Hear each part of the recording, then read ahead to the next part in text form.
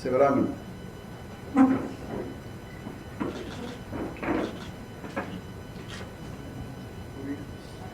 இங்கே எல்லாமே அங்கேயாகும்.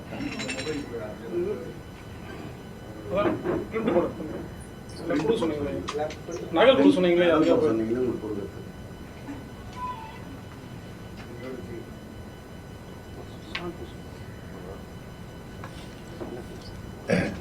இந்த காப்பியை வேணுமா? ஒரு காப்பி கொடுத்துங்க ஐயா. ஒரு இதை எடுத்து இவங்களுக்கு எல்லாம் ஒன்று கொடுத்துறேன். இது என்னுடைய நாட்டுப்படலை கொடுத்துறியா? நீங்கள் அங்கே நம்ம அலுவலகத்தில் வாங்கிக்கோங்க. இங்கே உட்காந்து இங்கே இருந்தாலும் வச்சோம்.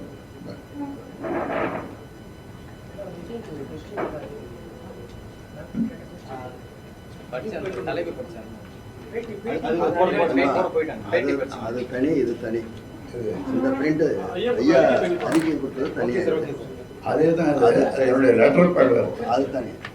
இது வந்து லெட்டர் பேடில் இல்லை. அதே தான். சரிங்க ஐயா, சரிங்க ஐயா. இது தனியாக வரும். இது கொஞ்சம் பெரிய எழுத்துல இருக்கும். நீங்கள் படிக்கிறதுக்கு இது தனி, அது தனி. இது ஒரு காப்பி, அது ஒரு காப்பி. எல்லாமே இது இன்னைக்கு பத்திரிகை சந்திப்பு, அது தனி. அது ஒரு காப்பி உங்களுக்கு கொடுப்போம். அதுக்கு ஒரு காப்பி, இந்த ஒரு காப்பி.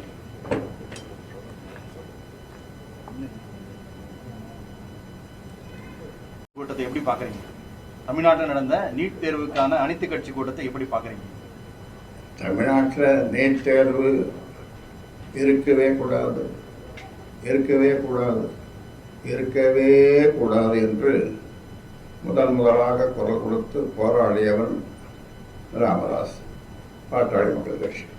அதனால் அது ஒழிக்கப்பட வேண்டும், அது நீக்கப்பட வேண்டும் என்று யார் குரல் கொடுத்தாலும் அவர்களுக்கு என்னுடைய ஆதரவு போராட்டமாக இருந்தால் அதிலும் நாங்கள் கலந்து கொண்டு எத்தனையோ போராட்டங்கள் செய்யணும்.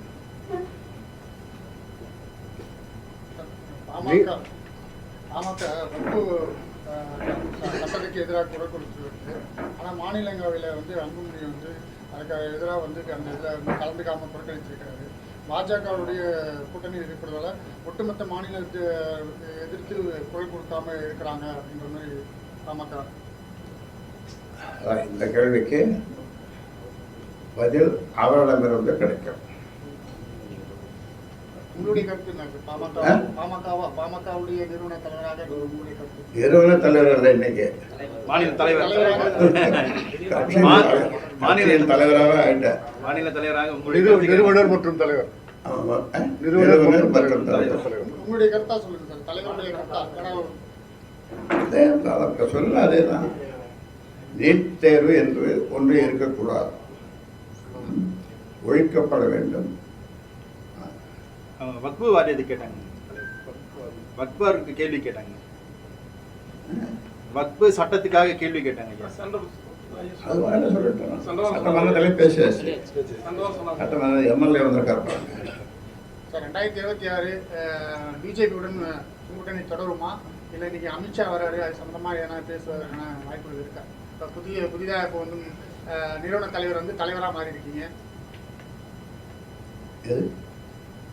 2026 பாஜகவுடன் கூட்டணி அமைப்பீங்களா? அதாவது இன்றைக்கு தான் எனக்கு நான் தலைவராக பொறுப்பேற்றிருக்கிறேன். நிறுவனர் பிளஸ் தலைவர். அதனால் இனி நிர்வாகக்குழு, செயற்குழு, மாவட்ட செயலாளர்கள், மற்ற சட்டமன்ற உறுப்பினர்கள் எல்லோரையும் கூட்டி பேசி முடிவெடுப்போம். திடீர் முடிவுக்கு காரணம் இருக்காங்க சார். செயல் தலைவர் பிளஸ் தலைவராக இருக்கீங்க, அரசியல் காரணம் என்ன? அது காரணம் கேட்குறீங்களா? காரணங்கள் பல உண்டு, அதையெல்லாம் உங்கள்கிட்ட பகிர்ந்து கொள்ள முடியாது. சிறுக சிறுக சிறுக சிறுக பகிர்ந்து கொள்ளும்.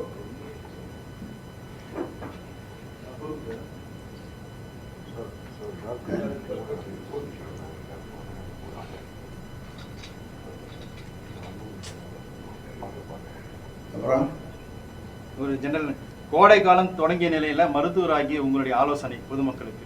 பொதுமக்களுக்கு நிறைய தண்ணி குடிக்கணும், நல்ல தண்ணியாக குடிக்கணும், காய்ச்சி அதை வடிகட்டி காய்ச்சி குடிக்கணும்.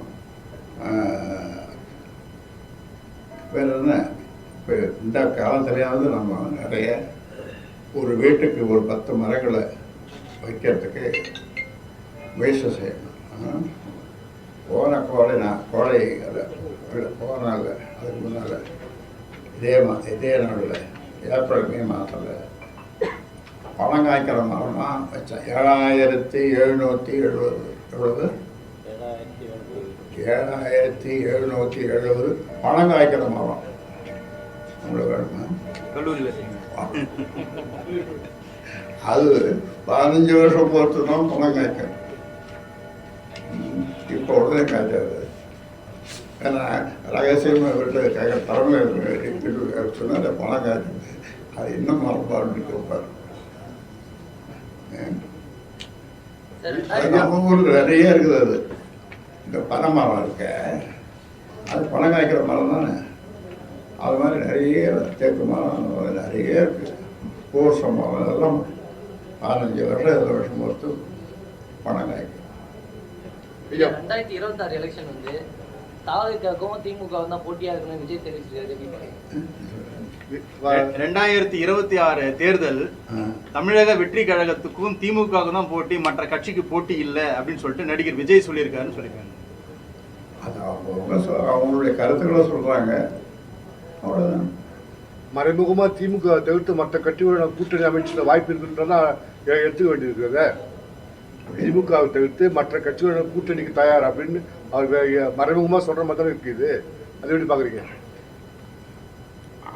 அதுக்கான உள்நோக்கம், அதுக்கான வாசனைகள்லாம் வந்து செய்யறேன். எனக்கு தேவையில்லை, அது இப்பொழுது தேவையில்லை. நான் எப்போவுமே கலைஞர் தான் சொல்லுவார். என்ன சொல்லுவார் கலைஞர்? எதை சொன்னாலும் நாகரிகமாக இருக்கணும், நளினமாக இருக்கணும், நளினமாக இருக்கணும், நாகரிகமாக இருக்கணும்னு சொல்லி நாங்களும் அதே மாதிரி டீசன்ட் அண்ட் டெவலப்மெண்ட் பாலிட்டிக்ஸ் அப்படின்னு நாங்களும் சொல்லிட்டுருக்கோம். ஆரம்பத்தில் எந்த கட்சியை பற்றியும் நாம் எதுவும் அவர் சொல்கிறதுக்கெல்லாம் பதில் சொல்லியிருக்க வேண்டிய அவசியம் இல்லை. நம்ம கட்சி என்ன செய்யுது, என்ன செய்ய போகுது, அது மட்டும் நாங்கள் தொடர்ந்து இந்த தமிழ்நாட்டு மக்களுக்காக எல்லா துறையிலையும் எல்லா நிலைகளிலும் எப்பொழுதும் நாங்கள் சில ஆண்டுகளாக தொடர்ந்து பாடுபட்டு வருகிறோம், குரல் கொடுத்து வருகிறோம். அரசு செய்கிற தவறுகளை நாகரிகமாக நளினமாக சுட்டி காட்டியிருக்கிறோம். ஒரு தூரம் கலைஞரோட கூட்டணியில் இருக்கிறோம்.